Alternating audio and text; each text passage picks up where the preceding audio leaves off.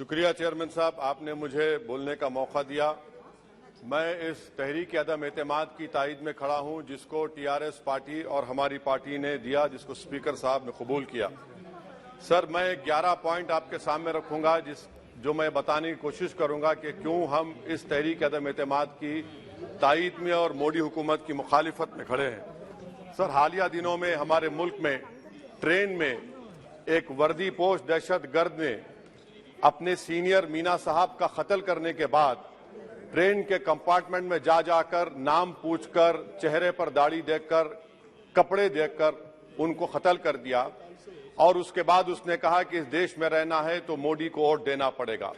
मैं हुकूमत से जानना चाहूंगा कि क्या ये अक्सरियती तबके की एक्सट्रीमिज्म और रेडिकलाइजेशन की बेहतरीन मिसाल नहीं है, और अगर है तो फिर हुकूमत इस पर क्या करेगी। सर, हमारे आइन में, संविधान में लिबर्टी ऑफ कॉन्शियस को लिखा गया, तमहीद में, यानी जमीर की आजादी का जिक्र किया गया है। मैं हुकूमत से और खास तौर से वजीर आजम से जानना चाहता हूं कि कहां गया इस हुकूमत का जमीर, कॉन्शियस जिसको अंग्रेजी में कहते हैं, जब नूह में 750 इमारतों को बगैर ड्यू प्रोसेस फॉलो किए उनके इमारतों को मुनज़्ज़म कर दिया गया, और इसलिए कि वो मुसलमान थे, पूरे के पूरे इलीगल थे। इसीलिए पंजाब की हाईकोर्ट और हरियाणा की हाईकोर्ट ने कहा कि ये एथनिक क्लेंसिंग है। इसकी एक बेहतरीन मिसाल है उस हुकूमत की। तीसरी है कि इस मुल्क में एक नफरत का माहौल, बल्कि एक आतिश को पैदा कर दिया गया, मुसलमानों के खिलाफ नफरत का माहौल। ये इनका ये 9 साल का इनका ये कारनामा है। तीसरा सर, मणिपुर के ताल्लुक से कल बड़ा लंबा जवाब वजीर दाखिला ने दिया। सर, आसाम राइफल के ऊपर केस बुक हो जाता है, एफआईआर हो जाता है। क्या हो रहा है वहां पर? कहां गया आपका कॉन्शियस, कहां गया आपका जमीर जब वहां की महिलाओं की अस्मत रेजी की जा रही है? और आप मुख्यमंत्री को नहीं हटाना चाहते इसलिए क्योंकि वो कोऑपरेट कर रहा है। सर, मैं हरियाणा और मणिपुर के वजीर आला के लिए किसी शायर ने अच्छा कहा था कि कुर्सी है तुम्हारा ये जनाजा तो नहीं, कुछ कर नहीं सकते तो उतर क्यों नहीं जाते। आखिर कहां गया? उन ताबूतों में खो गया कि आपका कॉन्शियस, आपका जमीर, जहां पर 50,000 लोग बेघर हो गए, यानी 6 लाख हथियारों को लूटा जा रहा है। आखिर कौन सा आप इंचार्ज वहां पर हैं? सर, चौथा पॉइंट, हिजाब को एक मसला बना दिया गया और मुस्लिम बच्चों को तालीम से महरूम कर दिया गया। क्या ये आपका लिबर्टी ऑफ कॉन्शियंस है? कहां गया आपका जमीर? सर, अभी आपने फाइनेंस मिनिस्टर साहबा ने कहा, यहां पर डीएमके के मोहतरमा कनीमोजी ने महाभारत के द्रौपदी का जिक्र किया। मैं ये पूछना चाहता हूं, बिल्किस बानो इस देश की बेटी है या नहीं? जिस बिल्किस बानो को 11 लोगों ने रेप किया, प्रेग्नेंट थी, उसकी मां का रेप किया, उसकी बेटी को कत्ल कर दिया, उसकी मां का कत्ल कर दिया, आपने कातिलों को रिहा कर दिया। ये आपका कॉन्शियंस है? ये आपका कॉन्शियंस है? आप तो मेजोरिटेरियन पॉलिटिक्स को फरोग दे रहे हैं। सर, चौथा, आज चाइना के ऊपर कोई नहीं बोलते हैं। प्रधानमंत्री मोदी ने उस वक्त 2013 में जब प्रधानमंत्री नहीं थे कहा था कि समस्या बॉर्डर पर नहीं, दिल्ली में है। अगर हम अपनी जमीन पर हैं तो डिसएंगेजमेंट क्यों कर रहे हैं? क्या आज चीन हमारी जमीन पर नहीं बैठा है? क्या आज चीन से आप बातचीत कर रहे हैं? आप डिसएंगेजमेंट कर दिए। बताइए डी एस्केलेशन, डी इंडक्शन कब होगा?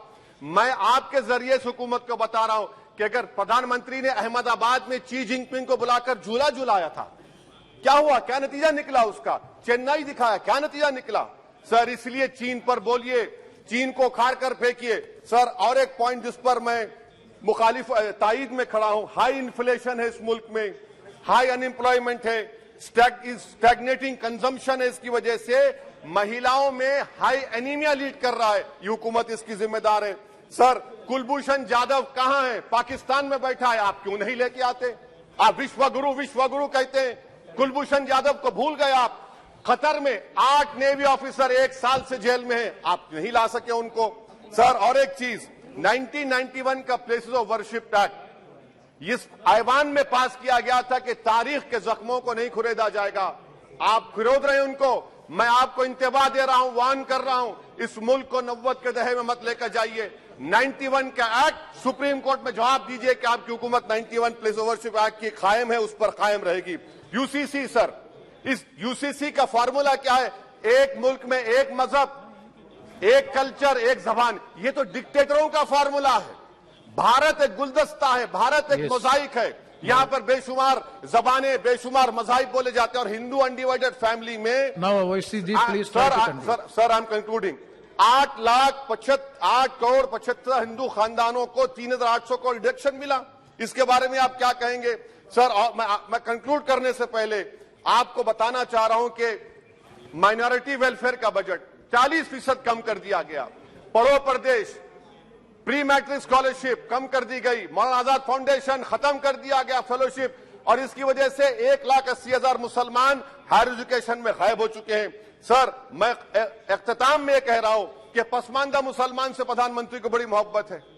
ये कौन सी आपकी मोहब्बत है पसमानदा, जो आपका एक मुसलमान मिनिस्टर नहीं है वहां पर? इखलाक से लेकर पीलू खान से लेकर अफान अंसारी से लेकर लुकमान अंसारी, मॉब लिंचिंग पूरे पसमानदा मुसलमान की होती है। पावरलूम बंद है अंसारियों के, कुरैश बरादरी का कारोबार बंद किया जाता है। स्पीकर सर, मैं कंक्लूजन में अभी कल हमारे होम मिनिस्टर ने कहा था क्विट इंडिया। अगर इनको मालूम हो जाए कि क्विट इंडिया का नारा एक मुसलमान ने दिया था तो वो भी नहीं बोलेंगे, वो नहीं मालूम था उनको। उसका मैं कंक्लूड कर रहा हूं, उसका नाम यूसुफ मेहर अली था सर। यूसुफ मेहर अली ने क्विट इंडिया का नारा बनाया, जिसको महात्मा गांधी ने सारे देश में एक पैगाम किया। मैं कंक्लूड कर रहा हूं सर, इस देश में अगर आज क्विट इंडिया करना है तो कहना पड़ेगा चाइना क्विट इंडिया। जो गौ रक्षक है जिसका नाम मोनू है, वो आपके लिए मोनू डार्लिंग बन गया है, उसको कहिए क्विट इंडिया।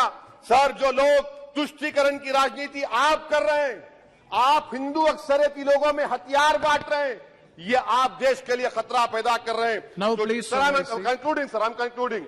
इसीलिए हम आपसे अपील कर रहे हैं कि हुकूमत से कह रहे हैं कि आप जो सियासत कर रहे हैं इससे नुकसान देश को होगा।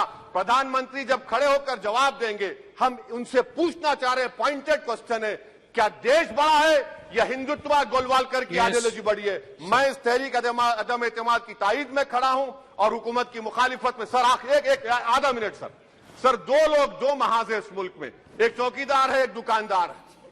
एक चौकीदार है, एक दुकानदार है। जब जुल्म हम पे होता कोई मुंह नहीं खोलते।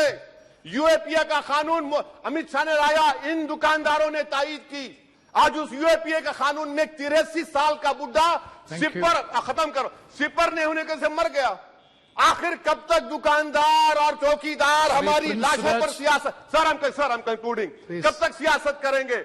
अगर आप जुल्म के खिलाफ आवाज नहीं उठाएंगे तो आपकी दुकानदारी नहीं चलेगी, चौकीदार को पता धन्यवाद तीसरा महाज करेगा। शुक्रिया सर।